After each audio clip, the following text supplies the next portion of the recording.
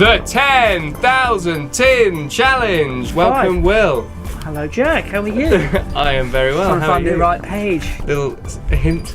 Nothing written on that page, viewers, so if you look at it, it's all a load of rubbish. Yes. I think we should start by saying huge thank you to Fulford Primary School. Yes, thank you very much. Head teacher, Mrs. Sutton. Mrs. Sutton, and all her staff. They were brilliant. They were so much fun. We went on Friday, didn't we?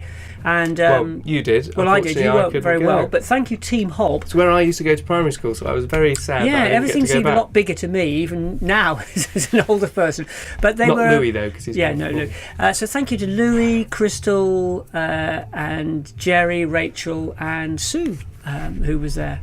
I'm glad you remembered Sue's name because I couldn't remember your name, Sue. Sorry. And yeah, it was great. We made bread for 90 pupils, so that was 100. I made a lot of dough the night before. 180 loaves in one single domestic oven. I made 27 kilograms of dough. Yeah, and that was fantastic. And there's 90 pupils there, and we raised, I think, about £125. It should be a picture of an arty picture maybe that Will took of Quid on a Lid, which was absolutely fantastic. Over £120. It was fantastic, and we spoke to all the individual year groups. So if you're thinking of you're a school and you're thinking, could I get Bread Church or House of Bread along? The answer is yes, you can. Now they linked it with their harvest, but it doesn't have to be linked in. But phone the school, phone Mrs. Sutton and the team, and the kids were really great. They asked lots of questions, and we made bread. Everyone there. We even had the celiac there, so I had to make bread in a separate room. Yes, there was a whole kitchen. separate room with like separate an airlock, hazmat suits. You had to put one in to go in. So we made bread with a celiac.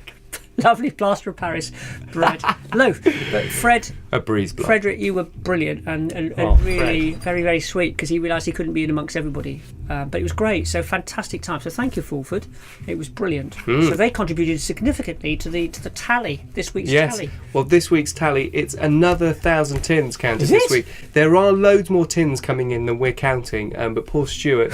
A bit overwhelmed. The fourth bridge has been mentioned a few times. His abacus is broken. So we're going to get a few people to lend a hand. So next week, hopefully, we'll have a lot more tins counted. But this week's total is 4,158. Wow. Which I believe is 1,000 and something more than last week. Yeah. Just over 1,000. Yeah. So that's not pounds. No, sorry. So we're nearly halfway there.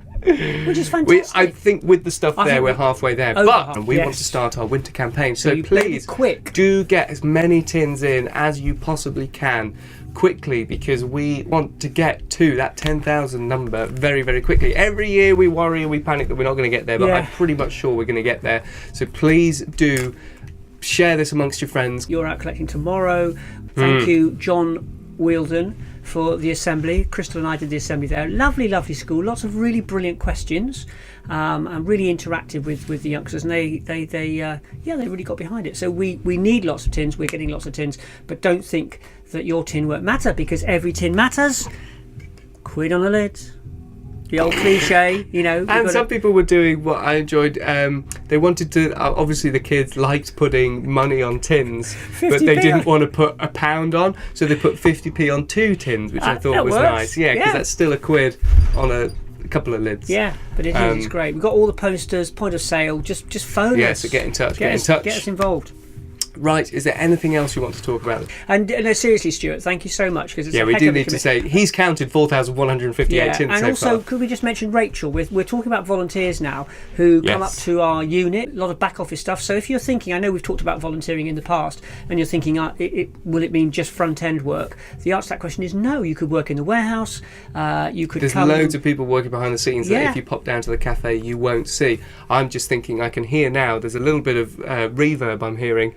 Acoustics are changing, but that's only because Rachel and the likes are tidying up.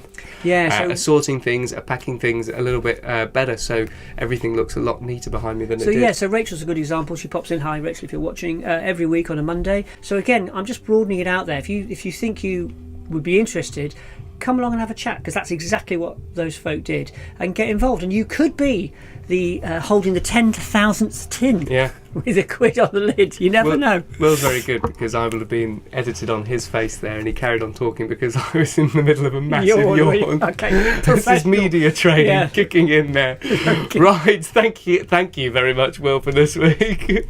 Thank you very much for watching. Please don't forget to check out Hob News over on YouTube or back on Facebook on Sundays at 4. I accidentally scheduled the wrong Sunday last week, so it came up on Monday. But yeah, Hob News, really great fun. All the latest ongoings at House of Bread every Sunday at 4 o'clock on Facebook. Don't forget to check it out. Get your tins in.